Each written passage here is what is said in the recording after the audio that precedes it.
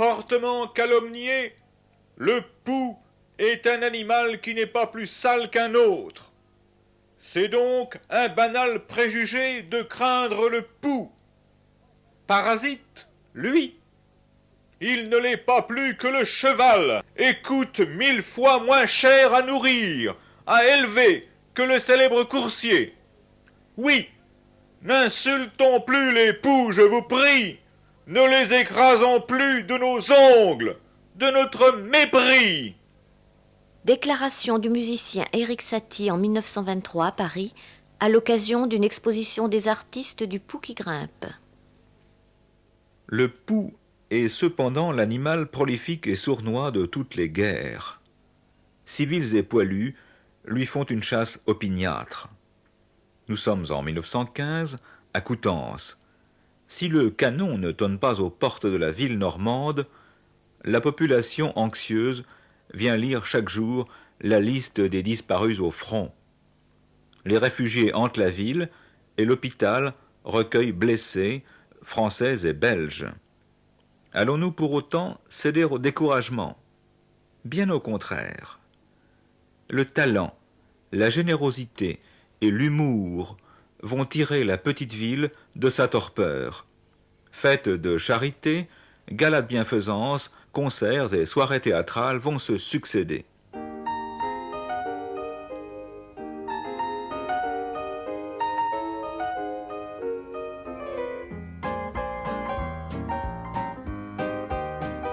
À la tête de ce mouvement, deux jeunes Coutançais de 18 ans, Joseph Quesnel et René Jouenne, et leur aîné de quelques années, Jean Tezelou. De l'atelier du petit Quesnel, dans une ruelle montante, à l'angle du boulevard de l'Ouest, va éclater un feu d'artifice qui illuminera Coutances pendant les années sombres de la guerre et dans la joie de la paix retrouvée. Jean Tezelou, peintre et illustrateur, fils d'un artisan coutançais. René Jouenne, illustrateur du livre du pou.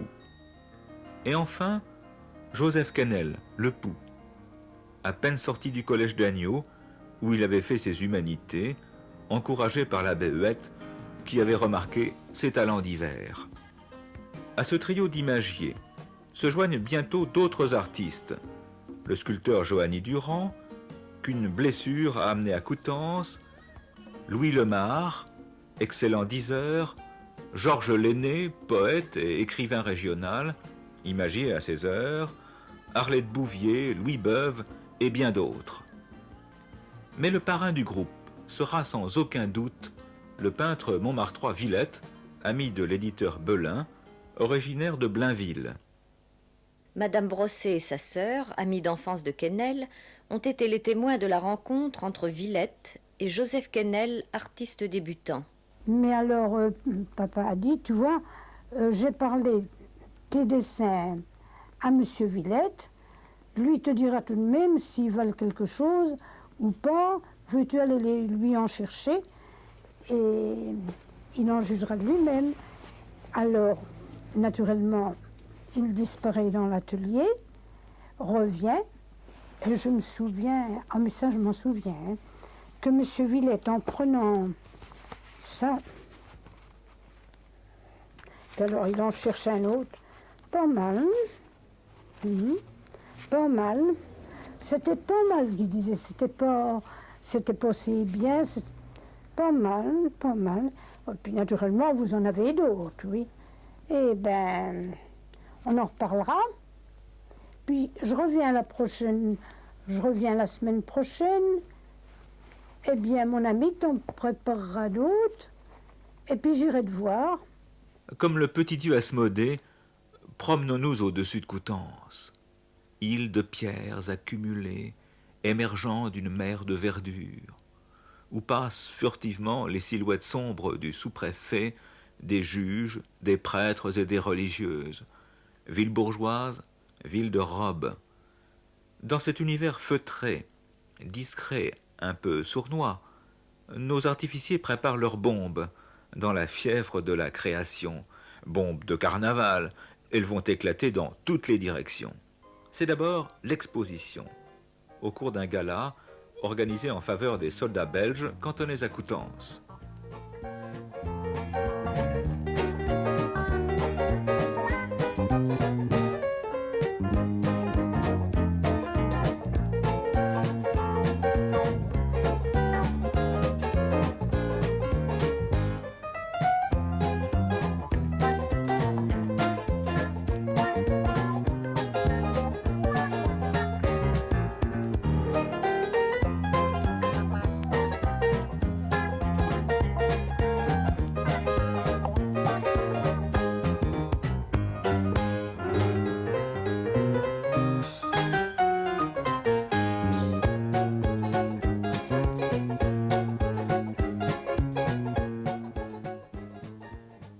Notre Quesnel, petit diable malicieux, à la chevelure en flamme de cierge, n'en reste pas là.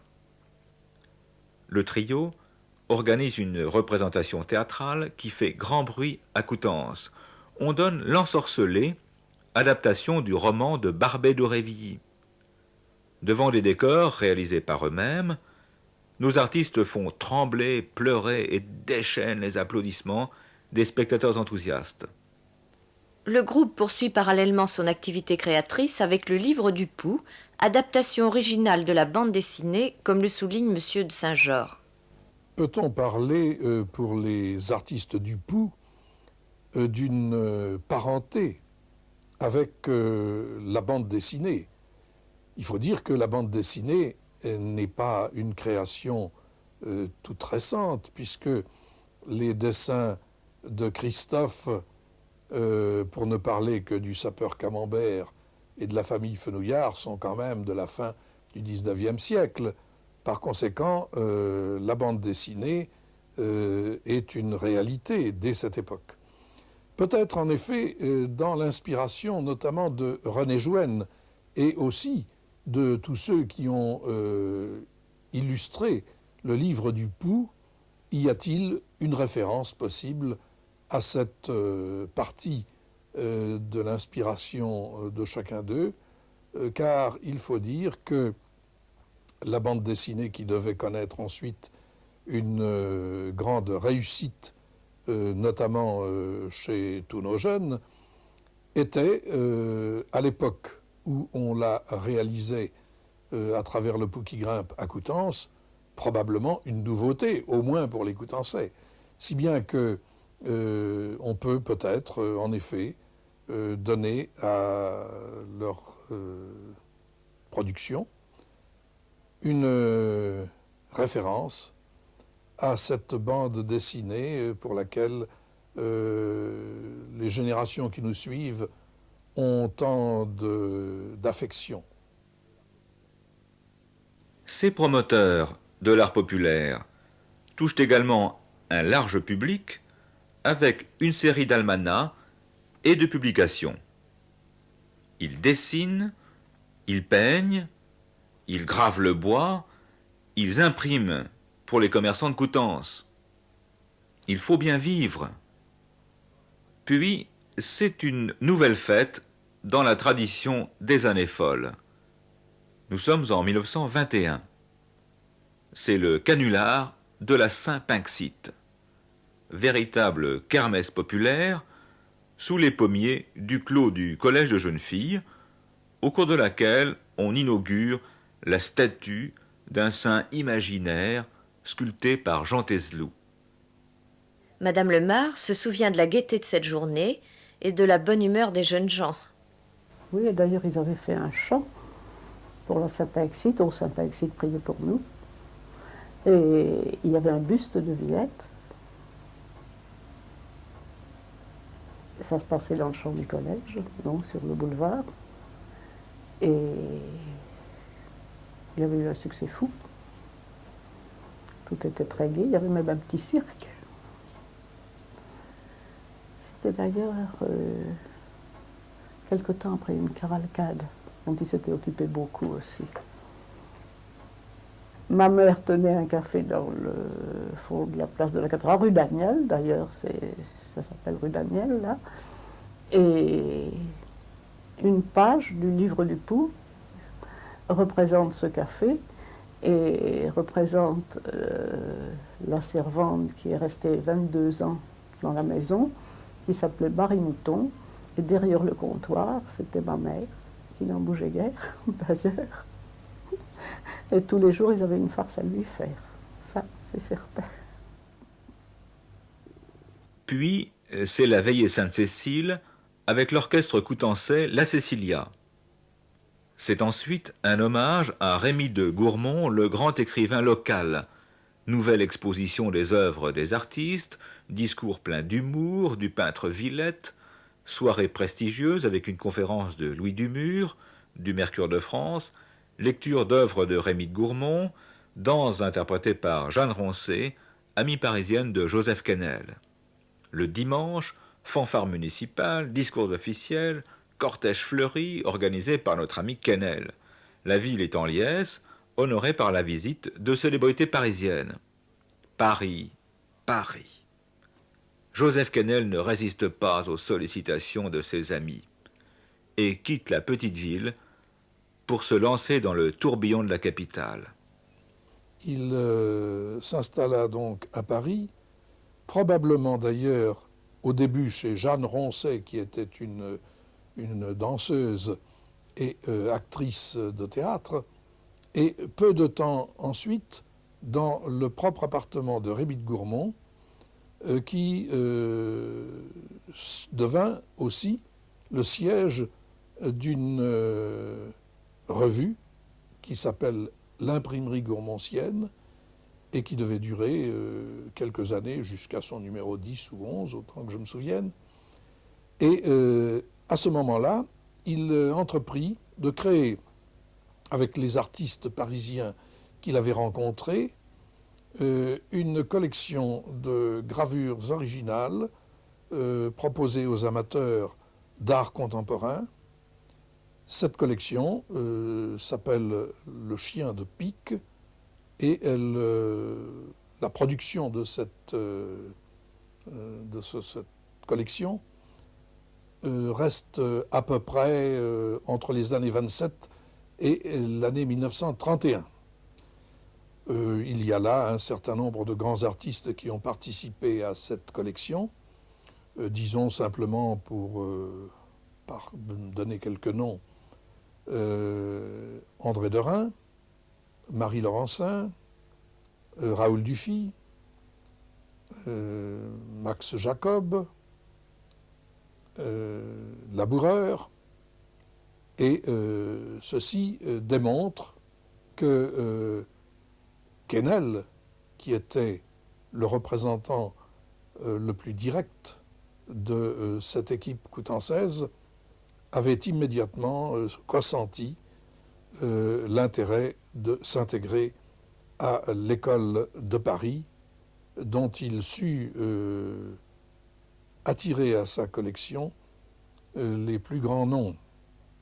Et en fait, déjà, à Coutances, il avait démontré que l'inspiration de cette petite équipe allait bien au-delà de travaux, disons, de labeur, de travaux purement régionaux, car il se mettait en harmonie, peut-être au début sans trop le savoir, avec la production artistique et plastique de la capitale, ce qui donne, me semble-t-il, à cette équipe d'artistes indépendants sa grande originalité. En compagnie de son amie Geneviève Brizard, de Montmartre à Montparnasse, des deux magots à la rue de Seine, notre pétillant Quesnel, souffrant de la tuberculose, la terrible maladie de l'époque, brûle sa vie dont il sait qu'elle sera brève. C'est la merveilleuse époque des ballets russes de Diaghilev, de la grande Coco Chanel, du bœuf sur le toit et de la revue Nègre.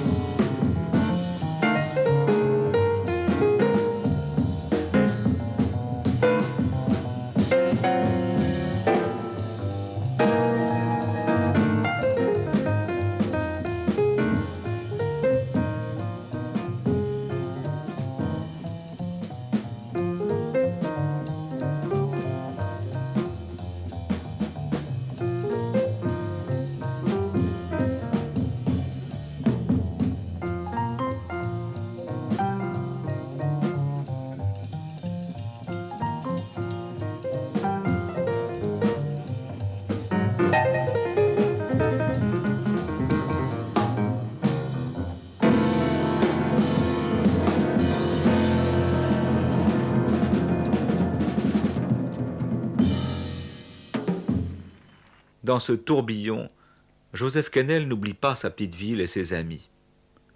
Il revient de temps à autre à Coutances.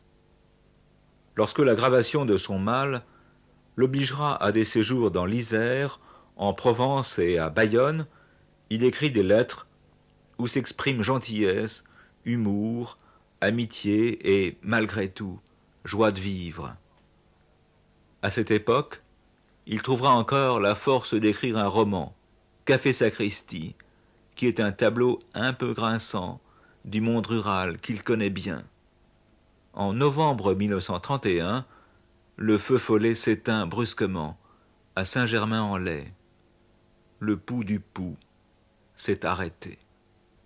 Le rideau se referme sur la tragicomédie d'une vie brève, qui fit jaillir les étoiles de l'imagination, de la gaieté et de la création artistique sur la petite ville sérieuse, sur Coutances.